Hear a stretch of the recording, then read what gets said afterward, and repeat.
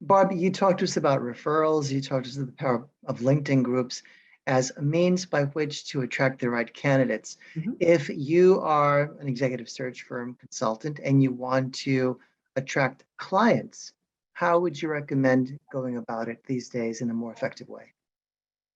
The way to attract clients is to, number one, really prepare yourself. First of all, look at your best business. Do revenue modeling. Go back the last 2 years and figure out who is your best client. So when you do revenue modeling, you look at the size of the company, the revenue they generate, what titles are they hiring, what salaries are they paying, and you figure out, and you're only studying the business that you filled, not the business you wrote. And so I think the biggest mistake executive search firms make is they just go out there and start, blanket marketing rather than taking time to revenue model and determine what is their best business, what is their sweet spot. Then when you do that, when you do the revenue modeling, then you want to target companies that fit that profile. You want to find other companies that are identical to your best clients that you currently have, pretty close to it. And so you want to do that and then contact them 6 times in the first 9 weeks. Let them know, set up Google alerts, learn everything about them, really study them, really, and don't just read the about them on their website. I mean, read press and media, set up Google alerts, learn all about them, connect with some people that work in the company. One of the easiest ways to land new clients, once you've done all this homework and you know everything about them, is to check reference checks and convert the reference check into a marketing call. Say that, check a reference on somebody that you've interviewed that worked at that company, and then convert it into a marketing call. And that is the easiest way to land a new account. The other way is marketing candidates works.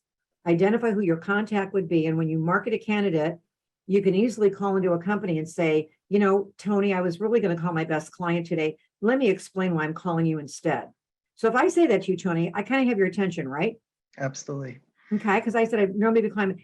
Well, my best client wants to know when I'm representing somebody who, and now I'm going to give the sizzle about the company, about the candidate rather. What's the most marketable things about this candidate? They want me to pick up the phone and let them know when I have somebody of this caliber. Interestingly enough, Tony, when I asked this person where they would most want to work, they mention your company, and this is why. Because every time you interview somebody, you've got to say, what are the 5 companies you want to work for and why? What are the 5 companies you've never worked for and why? So the companies they've never worked for become your resources for talent. The companies they really want to work for, you're targeting them. And so marketing candidates absolutely works, but you can't just go out there, and client development is a process. It's a 32-step process, and you break it down, 6 contacts in 9 weeks. So now they know your name and what you do. And then it's a combination. And by the way, direct mail also works. Send direct mail to your prospects, not in your company envelope, just your street address. And on the bottom of the envelope, write personal and confidential and handwrite the envelope, because people, that's the only thing a secretary or admin won't write, won't open and read. And so that will get on the desk of the person you're targeting. So just become creative, but do your homework, do revenue modeling. Boy, this is a long answer, Tony. I'm sorry, but I can't go through 32 steps here, so I'm trying to give them the best, but that's what you should do. Great.